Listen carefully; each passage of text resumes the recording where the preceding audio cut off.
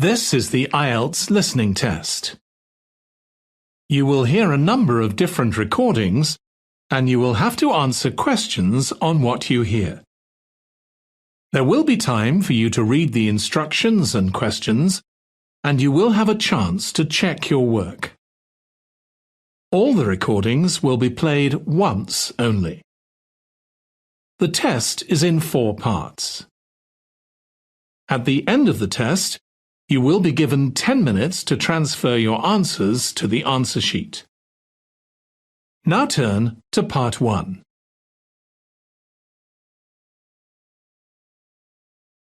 Part 1. You will hear a man called David asking for information about how to place an advertisement for selling his laptop and other items. First, you'll have some time to look at questions 1 to 5.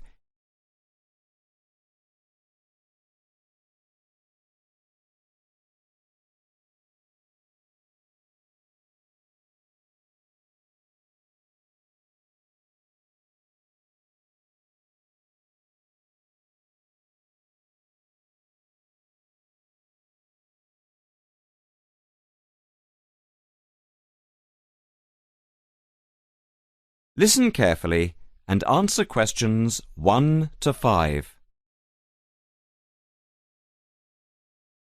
Hi, I'm Debbie. How can I help? Hi, my name's David.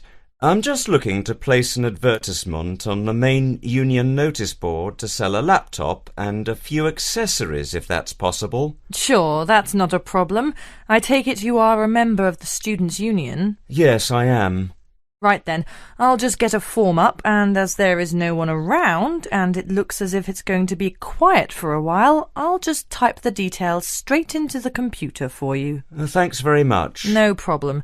Shall we just title it Laptop for Sale? Yeah, OK. Can you describe it generally?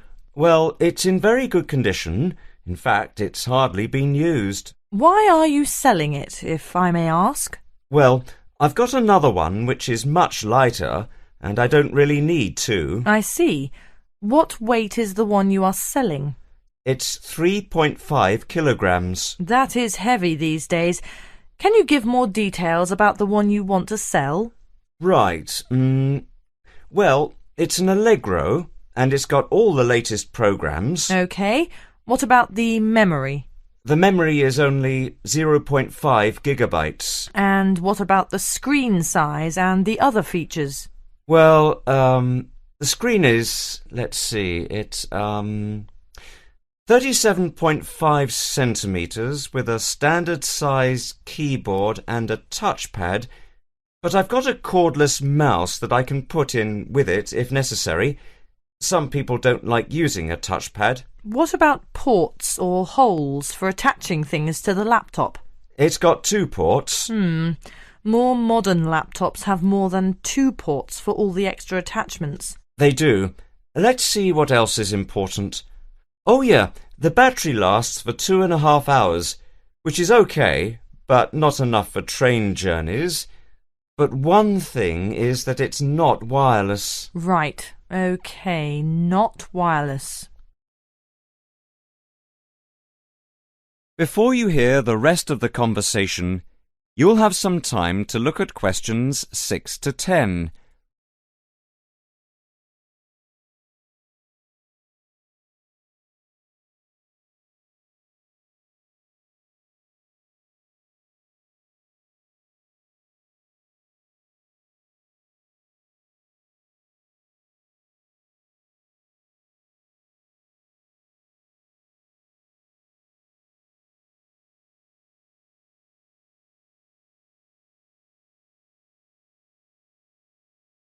Now listen and answer questions 6 to 10.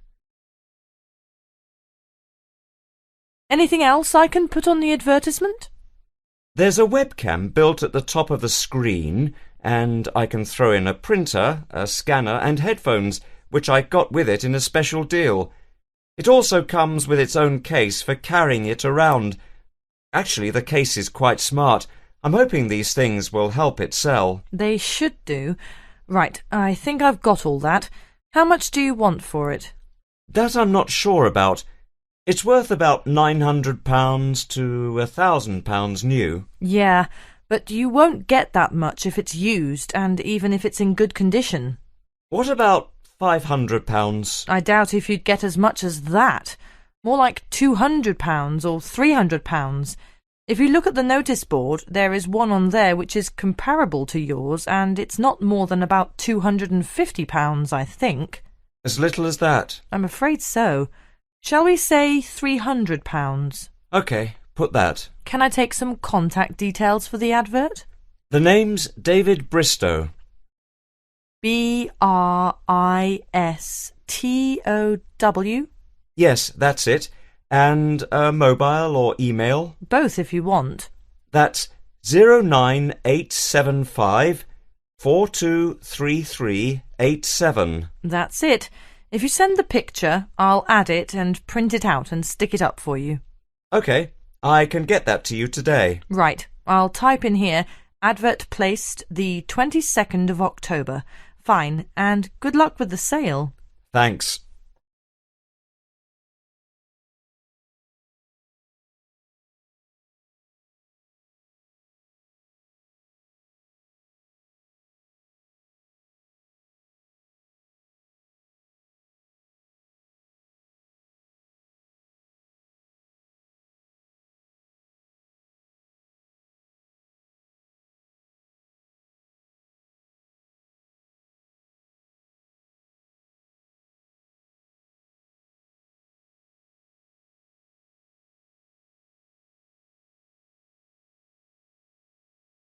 That is the end of part 1.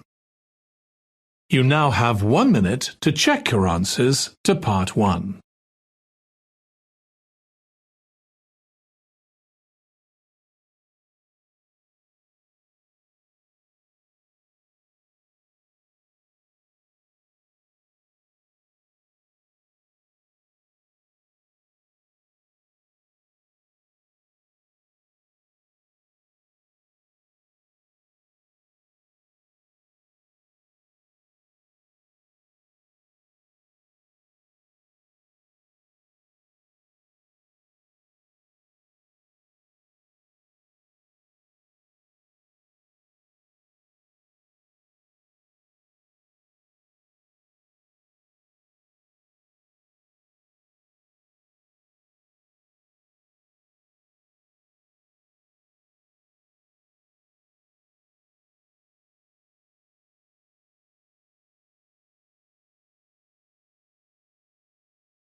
Part 2.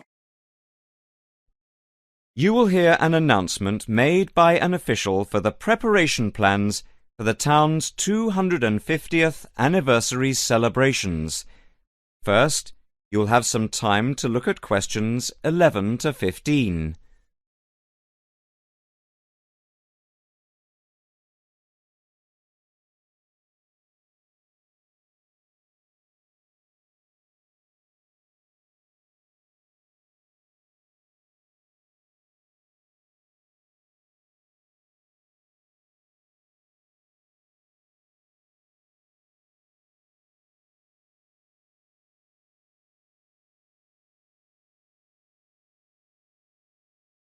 Now listen carefully and answer questions 11 to 15. And now for the preparation plans for the town's 250th anniversary celebrations. We are going to follow the same system we had last year, but with a few changes to increase the party spirit.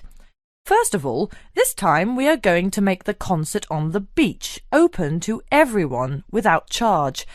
This is because we have been given money by the council for the celebration, and also because last year we had so many problems with keeping people out who had not paid.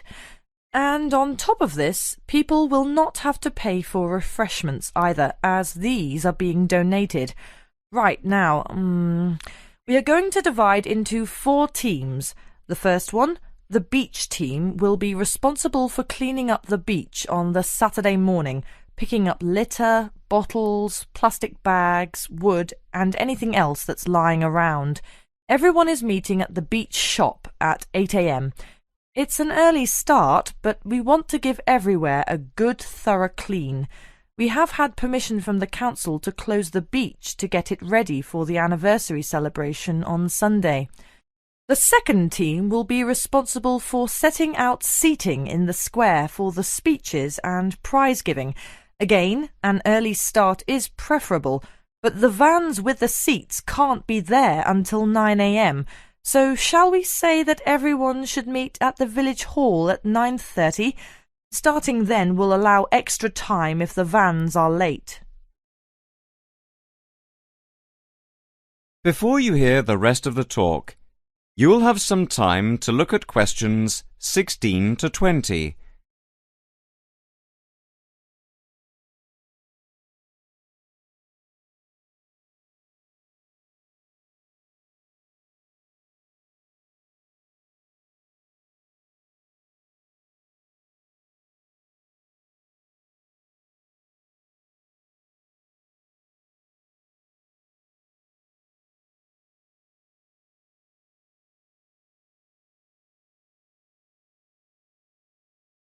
Now listen and answer questions 16 to 20. Now the third team will be the judges. For each of the various competitions we will have 3 judges. On the whole, they will have had experience of judging before. There will be a boat race, a swimming competition, and the best fancy dress. A cash prize will be given to the winner in each category, and for the 2 runners-up there will be book tokens. There is a sponsored mini-marathon, and by the deadline lunchtime today, we had 263 applicants with ages ranging from 15 to 60. That's 80 more than last year. Each entrant has paid a £20 registration fee to enter, and all the profits will go to the local children's hospital to help fund much-needed specialist apparatus. The fourth team consists of the wardens for the day itself. We are expecting at least 10,000 people if last year is anything to go by. The fields near the entrance to the beach can be used as car parks, and we need wardens to help make sure the actual parking is more organised than last year, which was a mess. We also need someone to be in charge of the first aid, which will be at the entrance to the beach. Finally, we need some volunteers for the clean-up. Last year we didn't do this very well, and so the council has agreed to provide large bags to collect all the recyclable material like glass and plastic, etc. But we have to deal with the rest like leftover food ourselves. We don't want to leave piles of rotten food around or dangerous bottles.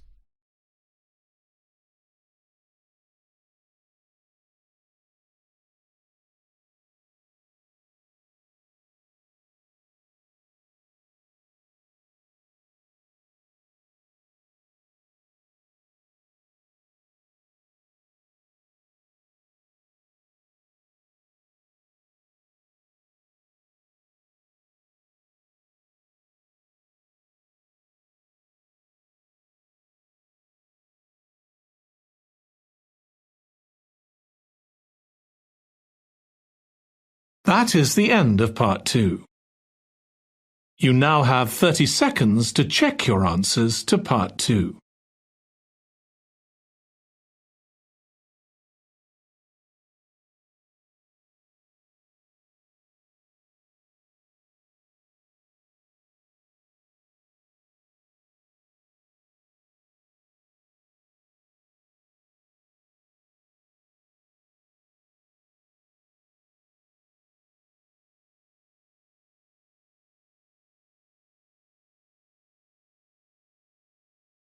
Part 3.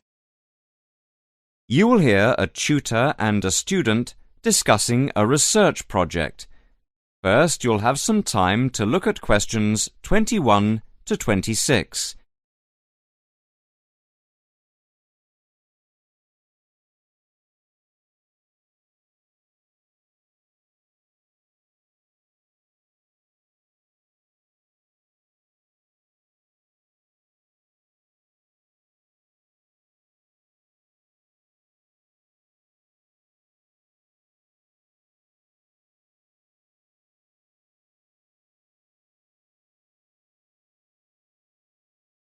Now listen carefully and answer questions 21 to 26.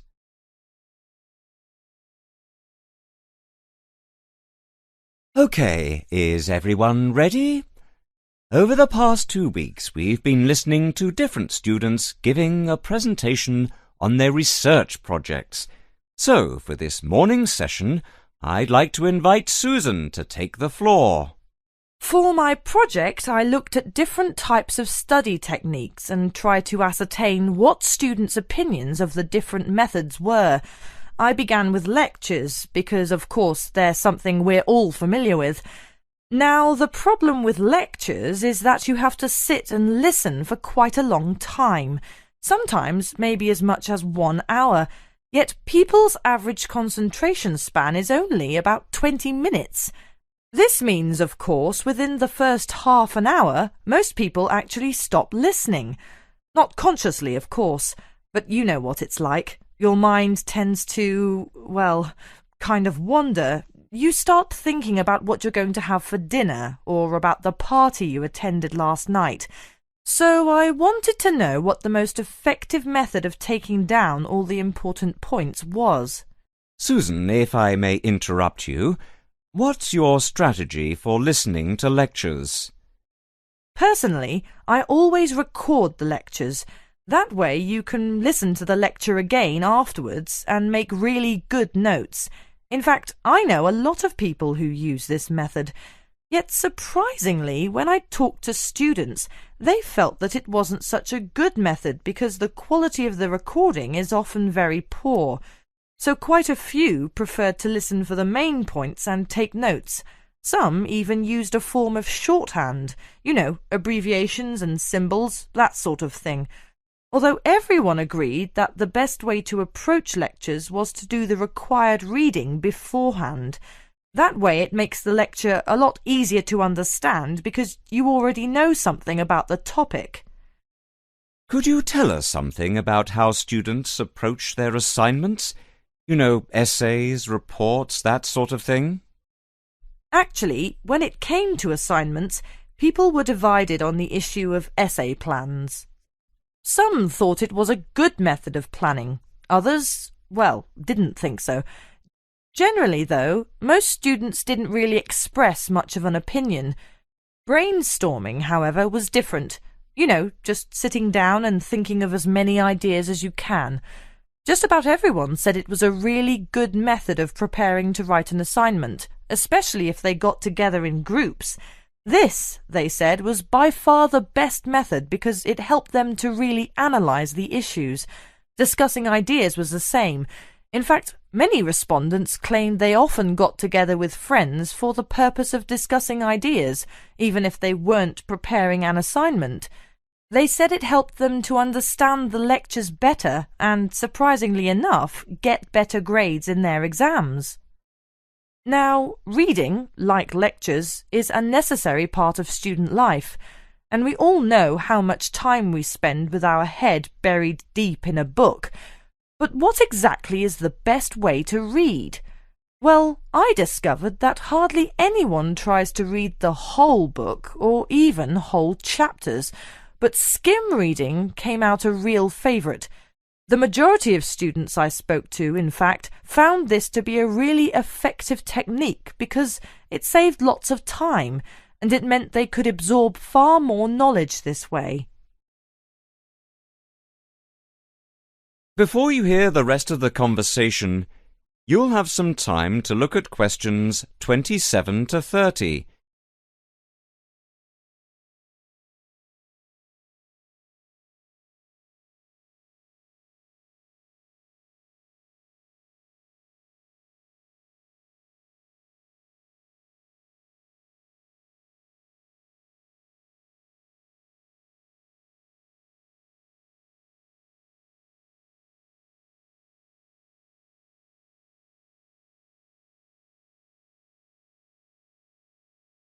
Now listen and answer questions 27 to 30. Susan, in your opinion, what do you think is the biggest problem students face at university? Time management.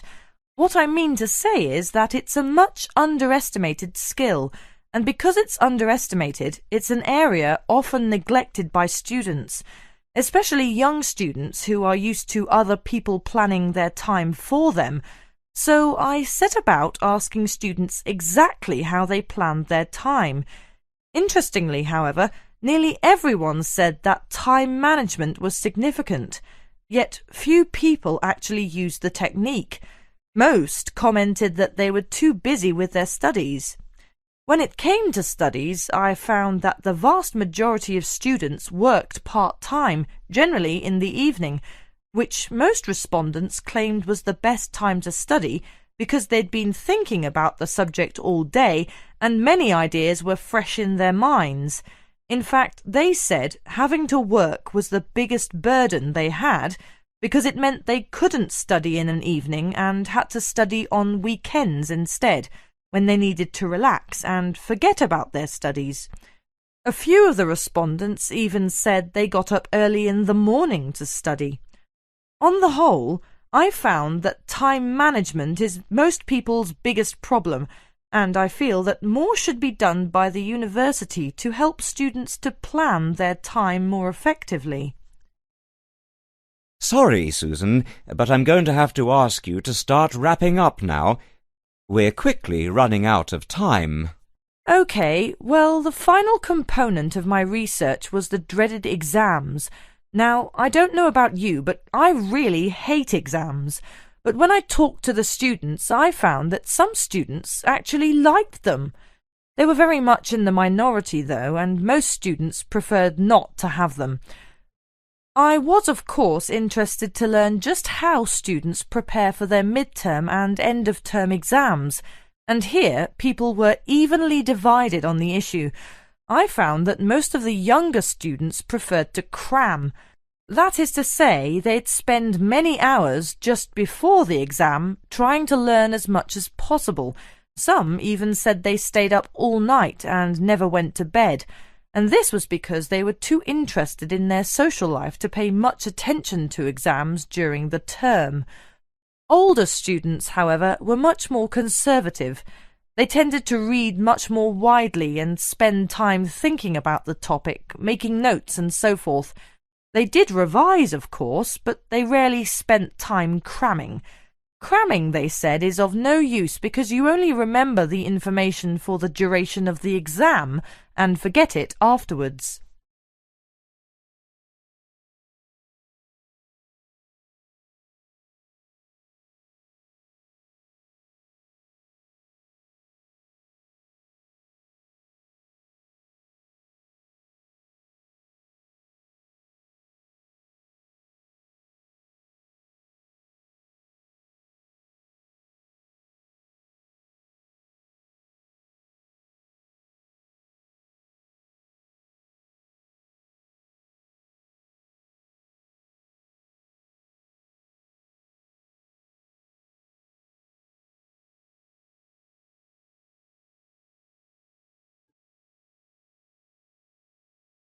That is the end of part 3. You now have 30 seconds to check your answers to part 3.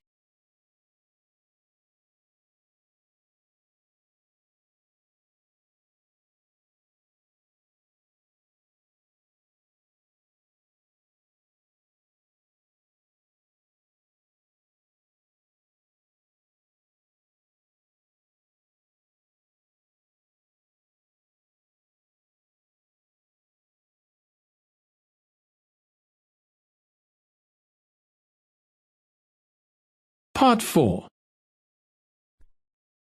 You will hear a student talking about a survey conducted among people of different age groups to find out how architecture may affect people's lives. First, you'll have some time to look at questions 31 to 40.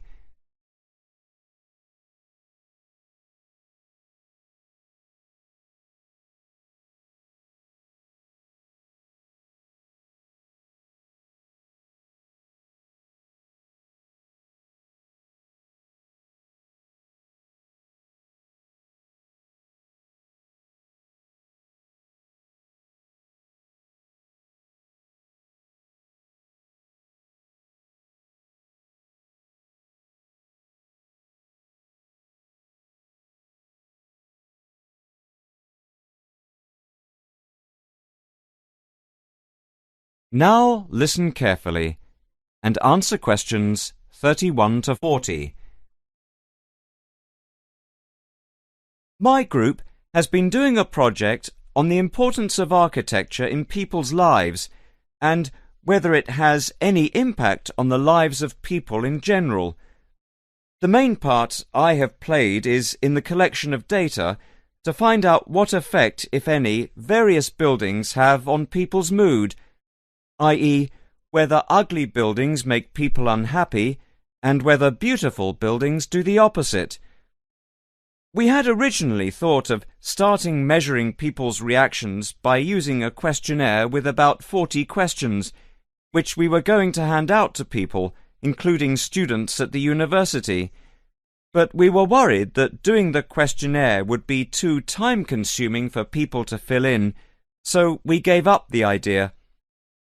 I then asked several of the postgraduate students for advice. One of them came up with the simple idea of showing people images of various buildings from different eras and styles instead of giving out the questionnaire, and asking them to indicate how they felt on a scale of 1 to 5 about the images, where 1 was unhappy and 5 was very happy. People would also be given the option of not saying what they felt. Using the scale meant that it would be much simpler to record people's reactions. I decided to follow this advice, and so the first stage was to collect a large number of images. I used Google to print off colour images of views of houses and apartment blocks where people live, and different types of buildings where they work. I started with about 30 or 40 and reduced them to 10 images. Media resources in the Amory building at the Judd Street branch of the university helped me produce the final images. I had them blown up to A4 size, and we used colour rather than black and white to make the detail on the images clearer. We made 5 sets of images, and for protection when handling, we pasted the images onto hard card. Then, using a machine to wrap them with plastic, we laminated the cards. 5 of us targeted different age groups. We went to a local school where we obtained permission to ask a group of teenagers between 11 and 18. We also asked a sample of the general public, including tourists from all over the world, as they exited the Tate Modern in London, what they thought.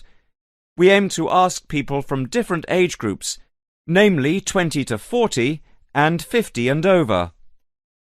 What our group learnt most from the project was first of all the value of teamwork, and secondly, we found that we had to appoint a leader to stop us pulling in different directions and falling apart, so this turned out to be an invaluable lesson for all of us. As to the findings, for us they proved intriguing.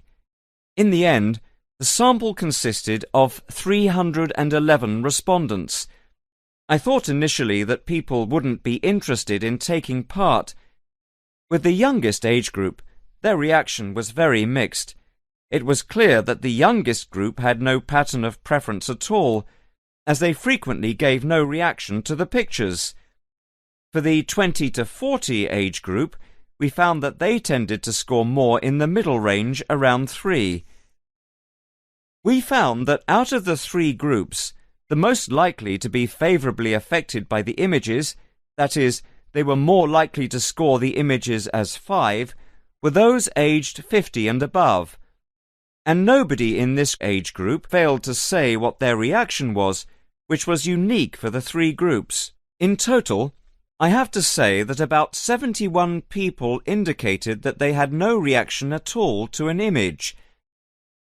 Our general conclusion is that we need to find out more about why people react as they do, by perhaps giving them a chance to give reasons for their decisions. I would like to finish there and give my teammates a chance to add anything I have missed, or take any questions or suggestions.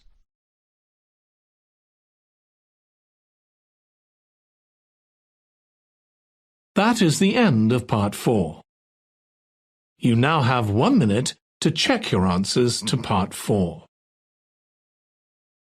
That is the end of the listening test. In the IELTS test, you would now have 10 minutes to transfer your answers to the answer sheet.